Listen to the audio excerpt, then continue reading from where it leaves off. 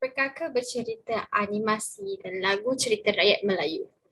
Kewujudan media digital kini termasuk telefon pintar telah meninggalkan impak positif dan juga negatif. Walaupun ada segelintir pihak yang tidak dapat menerima perubahan ini, namun rata-rata terdapat pembaharuan dari segi teknologi moden. Penyebaran cerita rakyat tidak ketinggalan menggunakan media digital ini. Negara Barat telah menggunakan media filem berbentuk digital yang memaparkan filem Frozen yang mengisahkan cerita rakyat daripada Barat. Negara Timur juga tidak ketinggalan seperti Jepun, Korea dan China.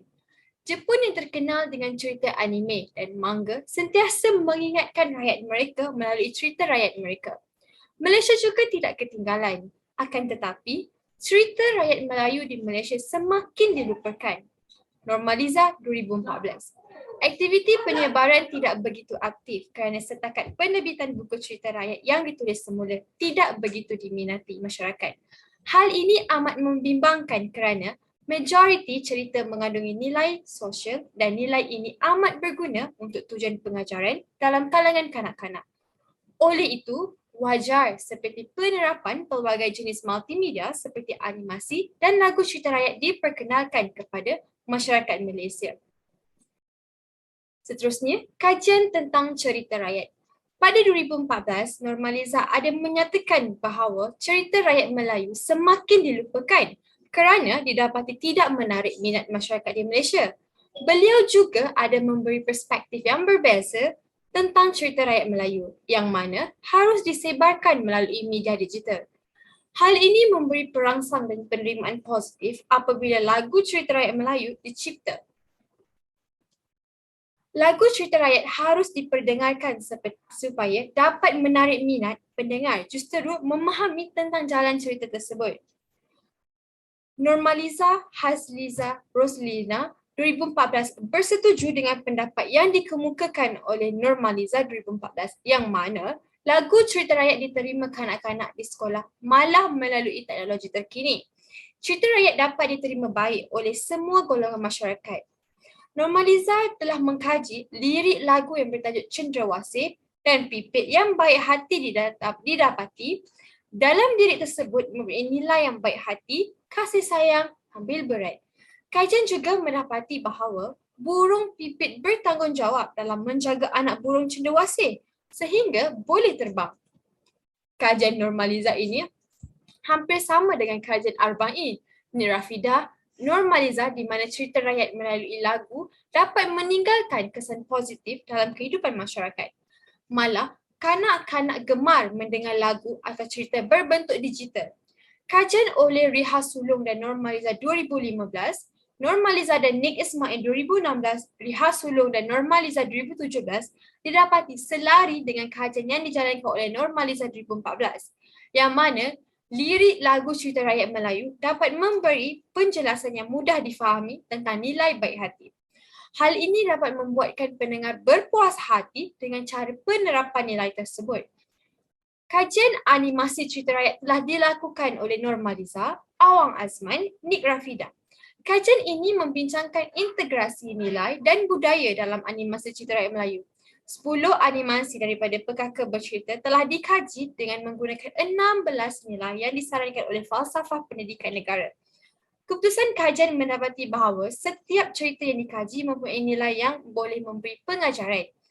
Adalah wajar animasi ini disebarkan dengan lebih meluas kepada semua pelajar di Malaysia.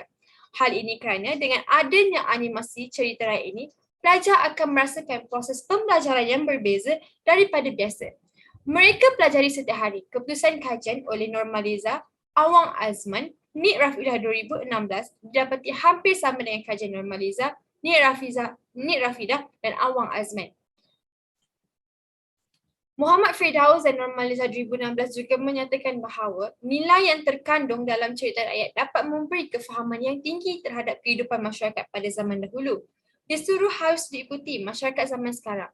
Kajian mereka juga turut berfokus kepada nilai baik hati dalam cerita rakyat yang menggunakan teori pengkaedahan Melayu. Keputusan kajian mereka menunjukkan bahawa nilai baik hati merupakan nilai yang berkesan dalam kalangan pelajar. Kajian mereka ini juga mempunyai keputusan yang hampir sama dengan kajian oleh Firdaus Cik Yaakob dan Normaliza 2014. Mereka juga ada menyatakan bahawa cerita rakyat dapat membentuk moral yang positif dan nilai yang murni dalam kalangan kanak-kanak. Hal ini jelas apabila kanak-kanak faham akan nilai yang harus diikuti dan mempunyai kesan yang positif terhadap kehidupan seharian mereka di rumah maupun di sekolah. Oleh itu, kajian ini mempunyai dua objektif, iaitu mengenal pasti kategori dan jenis cerita rakyat serta menganalisis andaian animasi dan cerita rakyat perkaka bercerita dalam kalangan pelajar. Seterusnya, saya akan meneruskan kepada persepsi pelajar terhadap animasi dan lagu cerita rakyat. Kategori animasi dan lagu cerita rakyat dibahagi pada 5 bahagian, iaitu cerita manusia, manusia dan binatang, pokok dan lain-lain. Manakala jenis animasi dan lagu cerita rakyat dibahagikan kepada cerita binatang, legenda, penglipu lara, mitos dan dongeng. Data analisis dengan menggunakan peratusan, data kajian disokong dengan temu bual bersama pelajar sekolah rendah. Subjek kajian terdiri daripada 10 orang lelaki dan perempuan berumur 9 tahun di sekolah Selangor.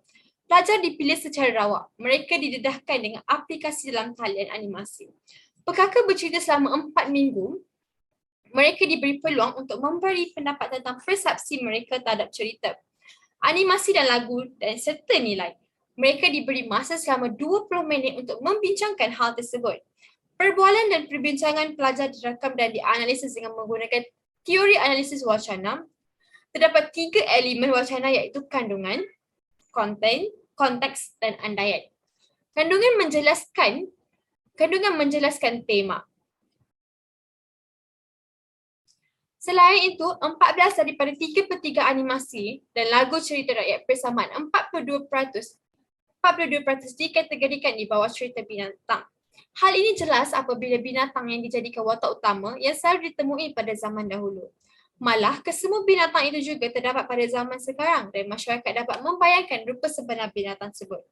Binatang yang terlibat dalam animasi dan lagu cerita rakyat ialah bangau, kancil, musang dan pelbagai jenis burung gagak, pipit, ayam, penyu, tempua, kera, kura-kura, semut, gajah, kekatu, musang dan sebagainya. Animasi dan lagu cerita rakyat seperti bangau dan kancil, gua musang, ketua burung, mengapa gagak hitam, pipit yang baik hati dan sebagainya. Bagi kategori manusia dan binatang pula dikatakan dapat menarik minat pembaca. Memandangkan pada zaman dahulu, binatang juga diandaikan boleh berkata-kata. Justru kedua-dua kategori ini dijadikan dalam cerita rakyat untuk menarik minat pendengar dan cerita dijadikan teladan. 8 daripada 33 animasi bersamaan 24% diadaptasi menjadi cerita yang sama ada manusia atau binatang sebagai watak utama. Seterusnya saya akan membincangkan tentang ujaran mengenai cerita rakyat. Soalan 1, soalan 2, soalan 3 menunjukkan mereka berbincang tentang cerita manusia. Soalan 1 menyatakan, saya suka cerita hakim itu. Dia baiklah. Dia nak tolong semua orang. Betul tak? S1 memberi pendapat bahawa hakim yang dimasukkan dalam cerita tersebut juga suka menolong orang miskin dalam memberi keadilan terhadap sikap buruk orang kaya yang mengambil kesempatan terhadap harta yang dia ada. S1 juga ada menyoalkan semula kepada rakan yang lain dan memerlukan kepastian sama ada hakim itu sememangnya seorang baik hati. Selain itu, S2 mengatakan cerita yang hakim dengan orang kaya miskin itu. Hakim itu memang suka tolong orang. Cerita penjual kayu itu pun suka. Saya suka. Dia baik, jujur, tak suka tipu orang dan tamak. S4, S5, S6 menunjukkan mereka cerita tentang binatang. S4 mengatakan bahawa semua binatang boleh bercakap dan dia menyukai. S5 pula bersetuju dengan S4. Binatang boleh bercakap dan dia menyukai di samping merujuk kepada cerita pipit yang baik hati dan menolong jaga anak burung lain, iaitu cenderawasih sehingga anak burung itu pandai menjaga dirinya sendiri. S6 juga memberi ujaran dengan menjelaskan cerita burung cantik yang meninggalkan anaknya sendiri. S6 memberi pengakuan bahawa dia ingat cerita tersebut dan suka akan cerita musang. S7, S8, S9 menunjukkan perbincangan tentang cerita manusia dan binatang. S7 menjelaskan yang manusia dan binatang boleh berkawan baik merujuk kepada cerita padi berbuah emas dan S7 ada meminta kepastian kepada rakannya tentang cerita ini. Kemudian S8 merujuk kepada cerita yang diceritakan. S7 pada awal perbualan. Malah S8 ada membuat andaian tentang jika betul-betul emas dia mahukan padi di belakang rumahnya. S9 setuju dengan jenaka yang diujarkan. S8 iaitu tentang mahukan emas di belakang rumah mereka, malah S9 menyambung jenaka daripada S8 dan mengatakan bahawa mereka bertiga boleh menjadi kaya. Jenis animasi dan lagu cerita rakyat. Jenis animasi dan lagu cerita rakyat dibagi pada 5 iaitu binatang atau fable, cerita asal-usul, legenda, binatang atau tempat, cerita penglipu lara, cerita mitos dan cerita dongeng. 14 daripada 33 animasi bersama 42% merupakan cerita binatang. Binatang yang terdapat dalam animasi dan cerita didapati boleh bercakap antara satu sama lain. Hal ini membuatkan pembaca, pendengar dan penonton dapat membayangkan setiap watak binatang yang memahami percakapan antara satu sama lain. Seterusnya, kesimpulannya. Keputusan kajian menunjukkan bahawa setiap kategori dan jenis animasi dan lagu cerita rakyat tertumpuk pada cerita binatang.